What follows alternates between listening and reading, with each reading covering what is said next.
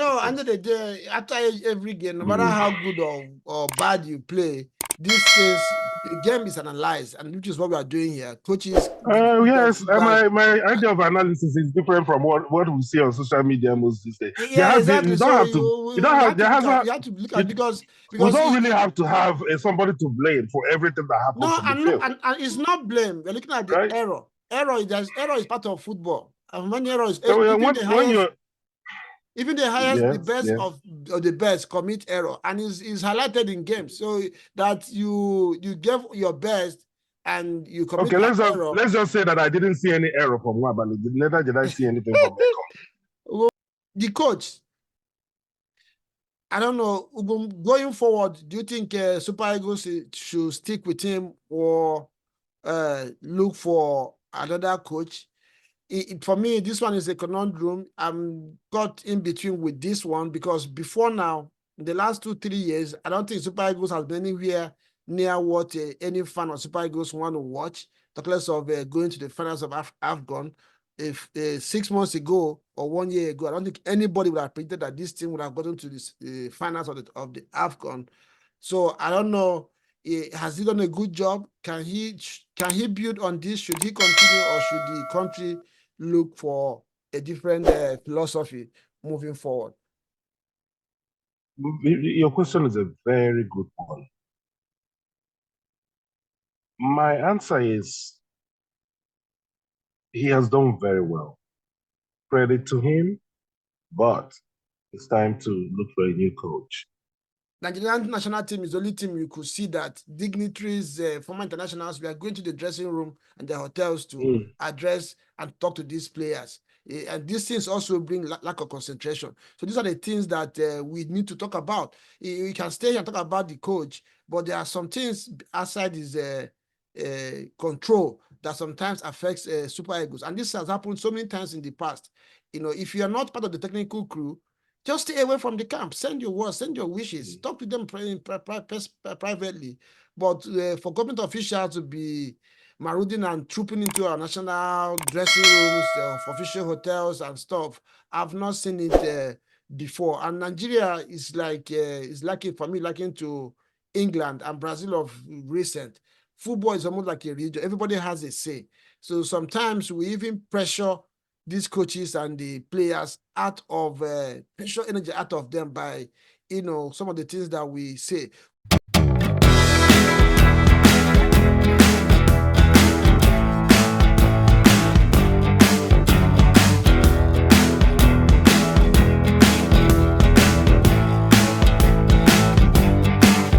Transit TV, welcome back to our AFCON studios, the final one for this series.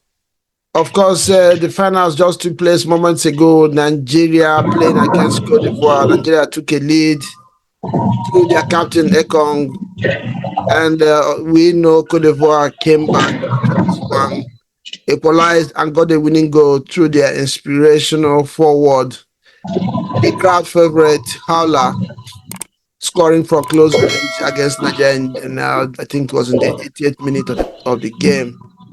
And Nigeria could not come back to this one. The game ended after 7 minutes of added time. 2-1 to Ivory Coast, a team or a country that hosts tournaments. This is but recently, I remember South Africa winning again in 2000 upon hosting the tournament. This is a tournament that has had so many dramas, revelations. African football in this edition has showcased so many things to be commended about: officiating, facilities, standard of play, passion, drive, energy. Everything that you want to see in a football tournament was showcased in this edition. Proudly for Africa, proudly for Cote d'Ivoire, and for the teams that came. And the games were quite of high standards, emotion packed. And finally, the last day, Cote d'Ivoire, a team that barely qualified out of the group stage, sacking their coach and bringing the assistant, a former international who inspired the team to finals and eventually winning this trophy. It is a story to be told and written in the history of football in Africa. Of course, all the teams that led their groups in the group stage are already out of the tournament, could not make it to the finals. Nigeria was second in the group, if you remember, behind the Equatorial Guinea after the group stage. So there is so much to unpack on this one. Now with me today to talk about this are my fellow Nigerians, Ubum, regular on this channel, and Nimi as well. Guys, you are welcome to the show. Thanks, Reggie. Thank you, Reggie. Yeah, pleasure to be here. Especially after Nigeria just lost the finals. We're happy to be here. Let's get into it. Nimi, good to see you again, bro. Well, thank you for having me. It's a painful one. It's a painful one. They'll say we move.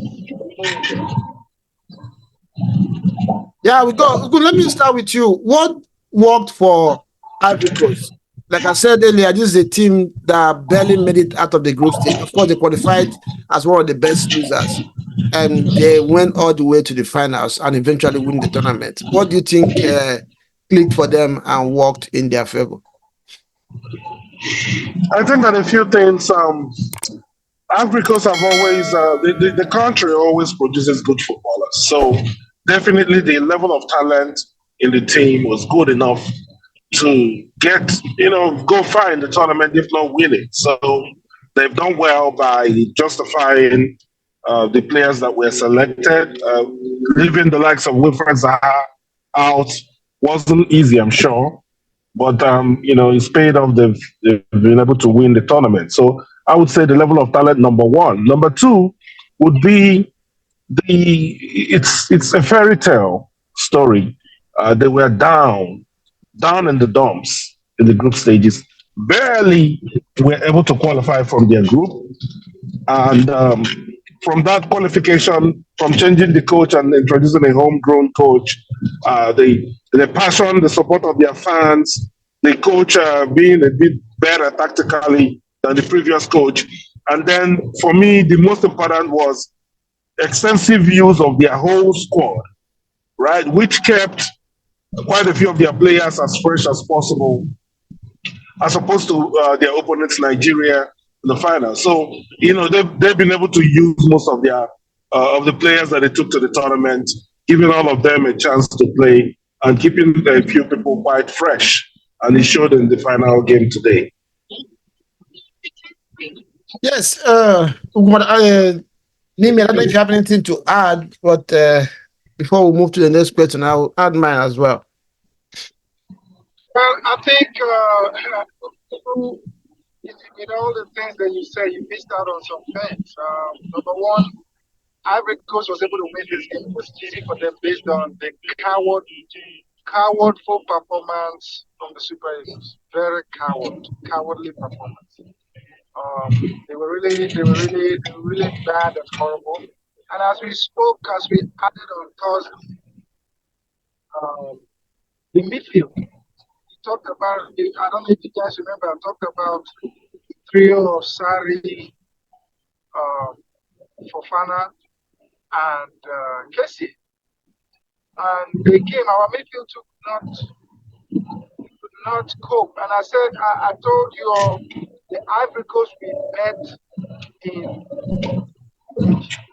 it's a different Ivory Coast. The Nigerian coaching could not go back to their homework. The coach believed that what he did in game 2 will be what he does in game 7. It doesn't work that way. It doesn't work that way. And we paid the price. Congrats to Ivory Coast. They deserved that victory. You cannot play in the finals with 35% ball possession, one or two shots on target, one shot on target, and you expect to win the trophy. It doesn't work that way. So congrats to Ivory Coast. Congrats to them. Congrats to the team. And the Nigerian team needs to go back. They need to soul search and see the way forward. Nobody expected us to be in the finals. when we got to the finals, it goes to them. But this final display was one of the most horrible finals I've ever watched. Sat down, horrible. So, Yeah, yeah, if I'm to answer that question, of course, what I would say for me, Cote d'Ivoire won this game, won this tournament after their best start to the tournament through desire, energy, the atmosphere, and of course, the use of their wings and the of course, like you mentioned, the area of talent that they have in the squad.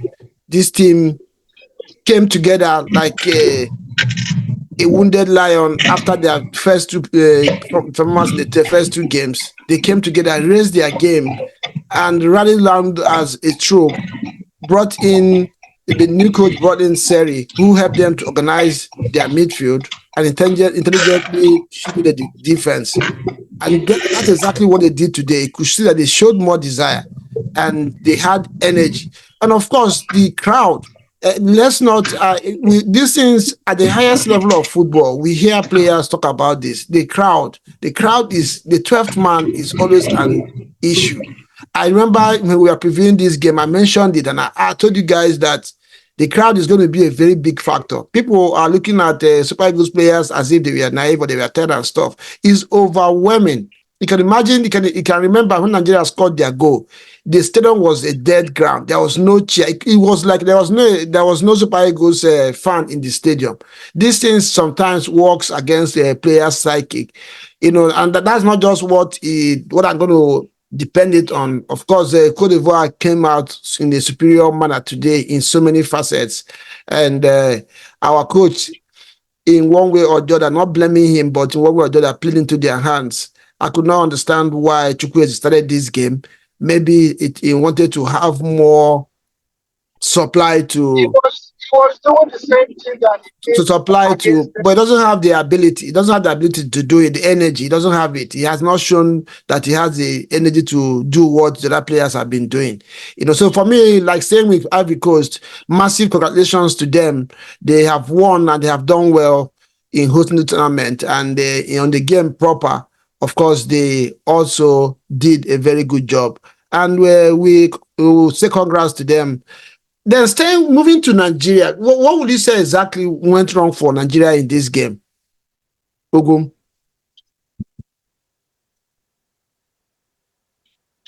You're on mute.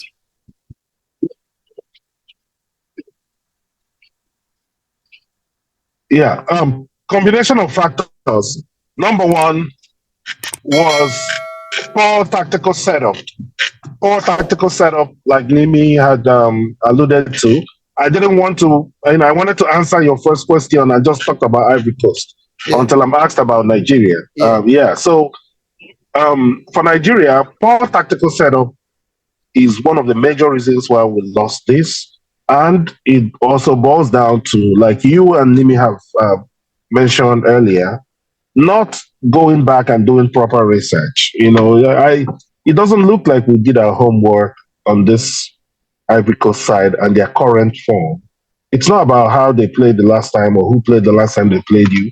It's about who played their last game and how they've evolved over the course of the tournament. The difference in this final is that Ivory Coast have evolved over the course of the tournament from game to game. Conversely, Nigeria hasn't evolved. Nigeria did not evolve. Nigeria played the same way throughout the tournament without, clear improvements in terms of tactical setup and in terms of, productivity. That's number one. Number two, the reason I would give is fatigue. Fatigue would come from, being overused, playing too many games within a short space of time. Your opponent, yes, played the same number of games. The only difference would be that the opponent used more players than the Nigerians. And not just used more players, used more playing time. The opponent used less playing time than Nigerian players. Our coach always made his substitutions after the 70th minute, right? Most times, in fact, many times after the 80th minute. which gave the substitutes barely a few minutes to get into the game, while exhausting those that started the games. And so it came to again play in this final where you could see that the legs were not there anymore to make things happen. And the final reason I would give would be he also kind of ties in with the poor tactical setup, playing a few players in the wrong positions, which is one of the things I've always said. Nigerians have made Iwobi the scapegoat, and I see it already everywhere. Everybody's blaming Iwobi for the final loss, and I'm like, are you kidding me? First of all, he's never been played in his proper position in this tournament, but he has fought like a warrior to try and justify being included and being played. So not having the tools or not applying your tools well to ensure give your team the best chance of winning games and not just not losing games. So yeah, those three things I would say are the reasons for this final loss. Yeah. For me, I will put it down like you said. Substitutions for this game and tournament as a whole has not really been as good, especially in this game. I didn't expect Iheanacho after Nigeria went down for Iheanacho to come in. Because I don't think he has the energy. I don't think he has the drive. He has the physical and mental uh, uh, uh, minerals needed for this tournament and for this game. Instead, I don't know, the guy that used to always sub Osimhen or Onanuju or Obiadunuju. So Onachu, that guy shows some very good attributes. I don't know why he wasn't brought into this game, or the one that came in that won the penalty, the free kick for us toward the end of the game in semi-finals. So for me, those substitutions were wrong. And of course, bringing Moses Simon, subbing him, taking him away from the fans, starting line up in the finals for Chukwueze, I don't think it was a very good move. Chukwueze has shown with all his talent that he doesn't have the physical attributes to play the way Super Eagles have played in this tournament. So he was a very big weakling, and you could see that I not suffered from it all through the game. What's the guy's name? Is there Adinga or the winger for Adingra? Adinga for Ivory Coast had a field day, because when you play as a wing back, there's always going to be gaps behind you. So going back and forth was very difficult for Aina in this game, because Chukwueze was not helping him at all defensively. And then going forward, you could see in previous games, Lukman and Simon put the few times Nigerian went forward, they put pressure on the opponent by holding up the ball and allowing the Nigerian defense to kind of breathe a few times. But Chukwueze, I could remember, I think it took about 30 minutes before he could realize that he was in that game. And that was a very wrong call. I don't know why he was not subbed just immediately after the first half. As Nigeria somehow took the lead, I expected the coach to kind of adjust the play and bring in players that could put some more pressure on Cote d'Ivoire. People keep, and it's surprising that after we went behind, you could see the Nigerian players could actually move forward with the ball. So the way they have played is for me, that tells me that this is how the coach has asked them to play, which I don't have any issue against. You can have your philosophy. If it works for you, of course, you keep to it. But I think in terms of personnel, the coach did not do well in this game, and it affected the outcome. The team has fought well. It's okay. Nigerians, including me, are coming up now to put a blame on the players, on the coach, talk about how they did not do well. I don't think any Nigerian expected this team to go all the way to the finals in this tournament because of the Super Eagles during the qualifiers and friendlies did not do well. There was nothing really to support them about. But having gone all the way to the finals, of course, they deserve to be commended. What we're doing here now is to kind of look at areas of deficiency that could be improved upon. But I have massive respect for this player. They have fought like warriors, like Ugu mentioned, and they have given it their best shot. I don't think what they have done is what they can do. Like Ugu mentioned, it will be, for me, is one of the key elements in this team. He has smartly and intelligently deployed himself in that midfield, trying to sniff off danger, though he's not a natural defensive midfielder. And it's not coincident that in the last two games, each time he was subbed out, Nigeria considered a goal. That tells you how irrelevant he has been in this setup. I don't have any problem with the possession of the game that Nigeria had, because we have seen Mourinho and some renowned coaches win in that manner.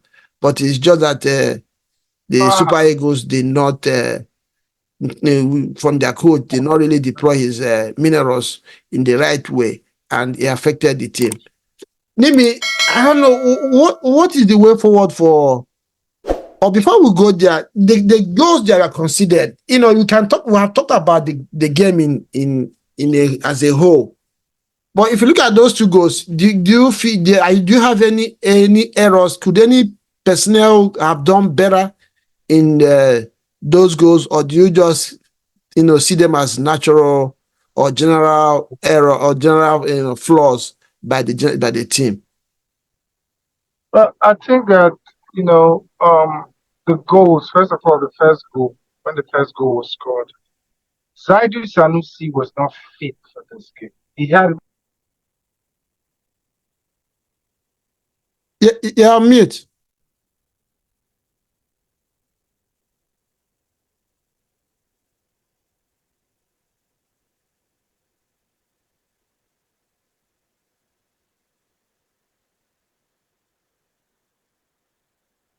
Yeah, Nimi is right there while we are waiting for Nimi. I looked at those goals in particular. For me, the first goal, as good as the keeper has been in this tournament, I kind of blame him a little bit, because in corner kicks, you don't leave yourself in a no man's land.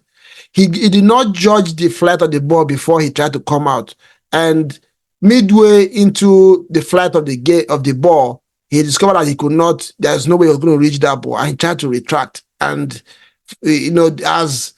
as good and as much as you can cheer Casey for the goal, you could see that if Nwabali had stayed in his post, that would have been an easy pick for him. So if there's anybody to blame, I kind of blame him for the first goal, because he kind of misjudged the flight of the ball, because he did not watch the flight before he tried to move. And midway into it, he tried to retract. Obviously, when keepers find themselves in that situation, it's always a matter of luck, or the defenders bailing them out, or maybe the opponent missing the target. So if anybody is to be blamed, as good as Mabade has been in the tournament, that goal for me was his error. The second one, I will blame Ekong, because I don't know why he would want to go with his chest or belly in that ball. Because if he had gone with his head, if he had gone with his head to repel that ball, I thought he would have gotten the header, or a free kick would have been awarded in his way.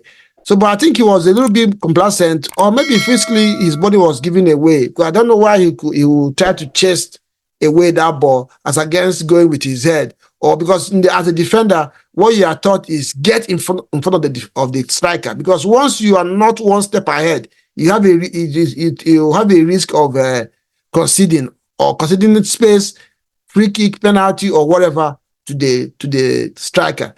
So for me, I think Ekong would have stepped up and gone with a header to try to repair the cross, because already the error is committed from Aino. So what your as a last one in the defense, your job is to do all it takes to deny the striker the chance. And of course, with that little gap that you have there, Hala has been an inspirational player for Cote d'Ivoire. He took a chance, put up his leg, and the rest is history right now. So, Ugum, I don't know. I know that for me, generally, Cote d'Ivoire did well. The Nigerian team fought well, and congrats to Cote d'Ivoire. But if there is any kind of blame or any error in the way that you consider those goals, would you agree with me, or do you have a contrary opinion? I would prefer not to blame anyone. Yeah, because I just think that on the balance of play, Nigeria would have been extremely lucky to have won this game. And these guys have put up a superhuman effort. Ekong, for example, has been can testify that he's done really, really well in the tournament. I wouldn't want to even sound any note of blame for him at all, considering everything and considering the timing and considering how the goal was considered. I don't think it was so blatant that I would either blame Wabali or Ekong for it. I would just say, it's just a bad day at the office. These things happen. It is what it is, and Yeah, congratulations but to that. under the day, after every game, no matter Mm. how good or bad you play, the game is analyzed, and which is what we are doing here. Coaches give their Yes, feedback. my idea of analysis is different from what we see on social media most these days. Yeah, exactly. You don't So have to. You don't you have. have to There look has at not. you have to look You, at because we don't really it, have to have somebody to blame for everything that happens no, on the field, and it's not blame. We're looking at the right? error. Error is part of football. And when error is So when you're the yes, best yes. of the best commit error, and is highlighted in games. So that you gave your best and you commit Okay, an error. let's just say that I didn't see any error from Wabali. Neither did I see anything from Ekong. That's my You need opinion. I didn't see any to error from any of them. yeah. Well, if you did see any All I error, why are saw, you blaming the I coach? saw error from our coach, and I saw error from the whole team. Okay, so I the didn't coach see did any not do a error. good job. Yeah. The coach did Yeah, not set yeah. the team up well. For me, I'm not saying I'm not blaming them, and we are just looking at the game. And that's why we are here. To look at critical aspects of the game that we watched, regardless of our emotions. Of course, I'm a Nigerian too. I'm distraught about the result, but when you look at these things, because it's possible that the game would have gone the way it went, and Nigeria will still win. We have seen it so many times in this game. That is why this game is called a beautiful game, because the ball in the net is what determines who wins. It's not by how much you possess the ball or you push and stuff like that. The other day we watched I don't know, one of the games that I watched. I think it was DR Congo. DR Congo against South Africa. We watched it in the third place. They played better than South Africa. They pushed. They had chances. But no, South Mm. Africa won. Nobody's going to go and take the trophy from South Africa and say, no, they play better than you. No, that's not how it works in football. So we'll see how to look at these things the way they went. And the coach, I don't know, going forward, do you think Super Eagles should stick with him or look for another coach? For me, this one is a conundrum. I'm caught in between with this one because before now, in the last 2-3 years, I don't think Super Eagles has been anywhere near what any fan of Super Eagles want to watch. Talk less of going to the finals of AFCON. If 6 months ago or 1 year ago, I don't think anybody would have predicted that this team would have gotten to the finals of the AFCON. So I don't know. Has he done a good job? Can he build on this? Should he continue, or should the country look for a different philosophy moving forward? Your question is a very good one. My answer is he has done very well. Credit to him, but it's time to look for a new coach. Man, my reason is that his style of play isn't what Nigerians are either used to or they want. You want to make sure that if you're representing a country or even a club, that if there's an established system of play, that you have buy-in from all the stakeholders. The biggest stakeholders are the fans, right? Personally, I did not give this team a chance at all. I would have taken a chance to get to the final before the tournament. I thought we were never even going to come out from the group because of what I've seen in the past. Mm-hmm. And so I wouldn't go as far as saying that we were lucky to get to the final, because I don't think we were lucky. I think we worked extremely hard to get to the final. And so it would be disingenuous and unfair to these players and even the coach to say that we were lucky to get to the final. And so, but having said that, the way that the team is set up and the way that the team is playing or played throughout the tournament leaves a lot to be desired. I think that he did not make optimum use of the talent at his disposal. Um, and my biggest worry for this Pesero guy is he's so averse to change. He's quite averse to change. We've seen that in the way he set up his team. We've seen that in his invitations to the national team, right? Over the last 2 years, new players that have the talent have found it really hard getting into this team. All you need to do, if he invites you and you do well in your first game, then you stand a chance of being invited again. If you don't do well in your first game, that's about it, you know?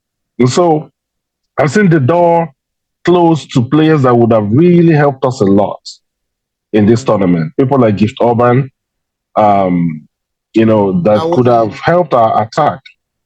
Taiwan Winnie and all that could have really helped our attack in the tournament, but they ended up not being invited. They ended up not going with the team. So this is where I would say yes, we need a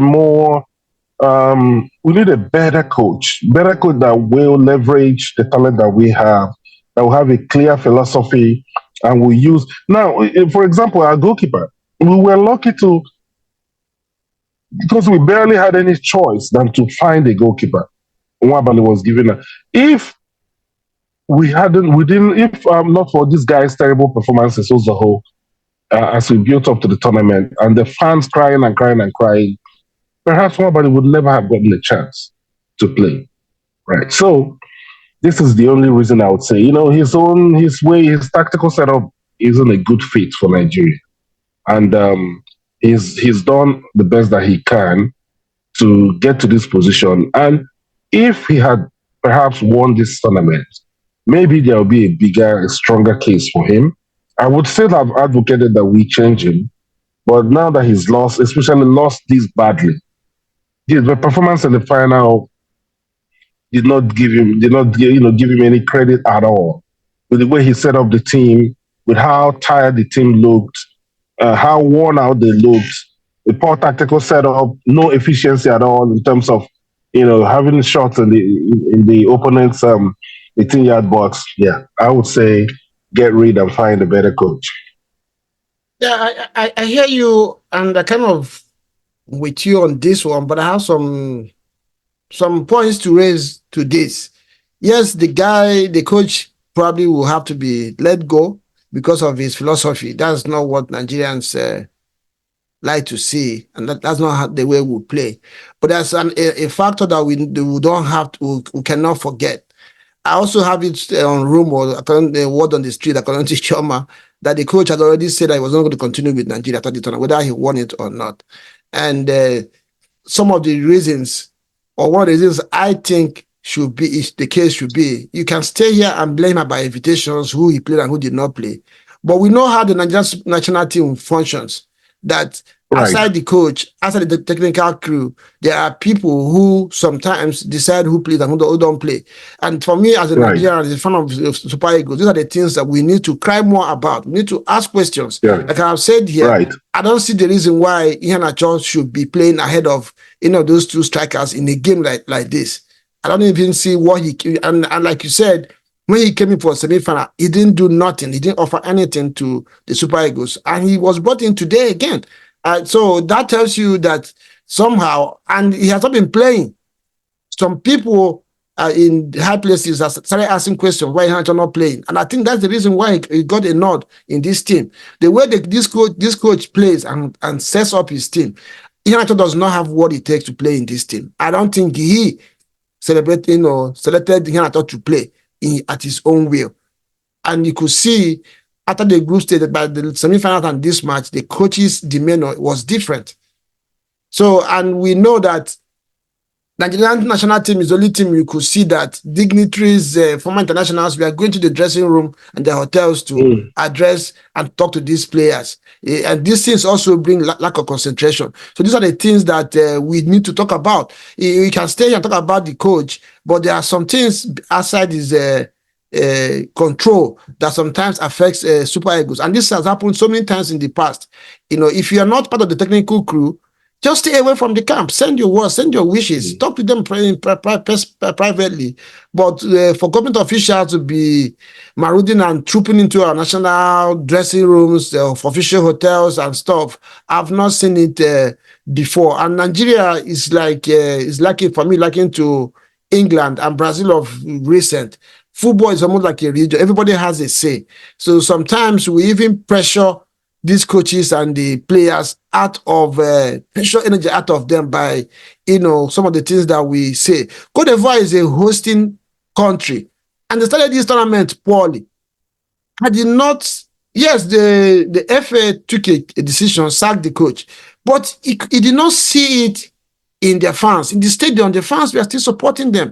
The atmosphere was still good in their games, and their people were behind the team. So I think the Nigerian people should learn from this, that sometimes the team just won't do as good as you want, but let's give them their support. And sometimes the 12th man determines what result the team gets in their games.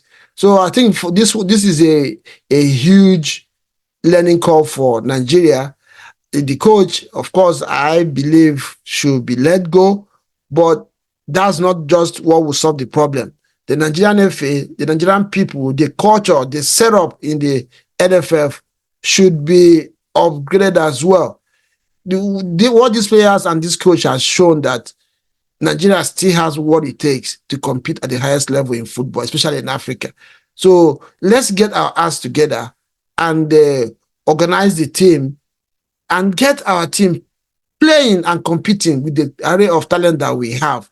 And if we do this, I think regardless of who is there, the team will fly again. The Eagles will fly again. A word for Cote d'Ivoire, the hosting, atmosphere, facilities, officiating, security, organization, everything about this tournament. I hear they built 24 brand new training grounds for all the teams. And you could see that this showed in the quality of football that we saw, because most of these players play in Europe. They play in good pitches.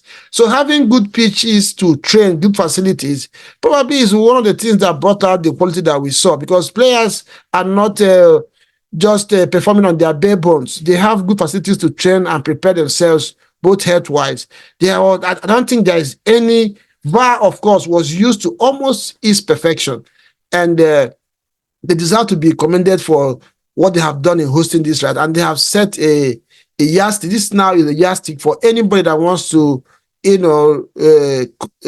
compete or request for hosting rights for this tournament. Cote d'Ivoire has, for me, double congratulations, winning the tournament, and at the same time for winning the standard of hosting in Africa and AFCON history. They deserve to be given a huge congratulations, and I would say congrats to people of Cote d'Ivoire for what you have done for Africa, for showing the world that Africa can do and provide or showcase what is seen all over the world in this beautiful game of football.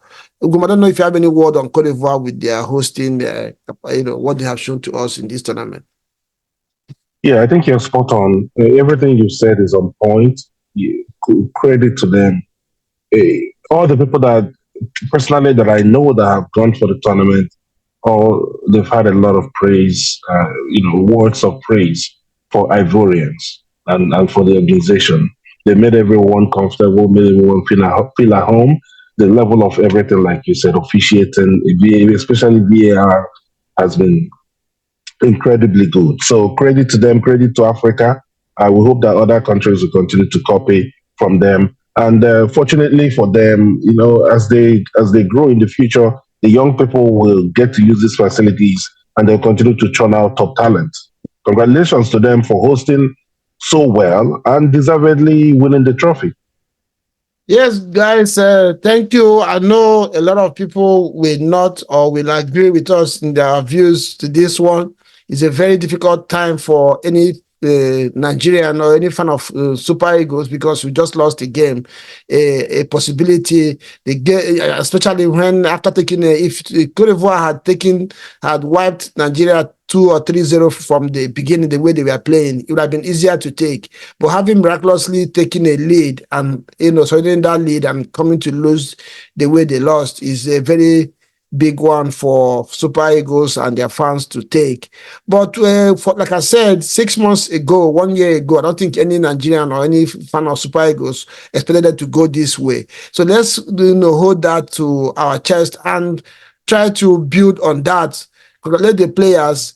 NFF made the right decisions and get this team. They have shown that, and right now Nigeria has a lot of talent that Kuku mentioned earlier, all over the world, in EPL, in Italy, everywhere, like every other country has done. Let's go out there, harness these talents, and bring them regardless. Let's stop this godfatherism that we have in our NFF setup and let the best talents, talents represent us in our qualifier and the next tournament, especially in the World Cup coming up. Nigeria has shown that they have the quality.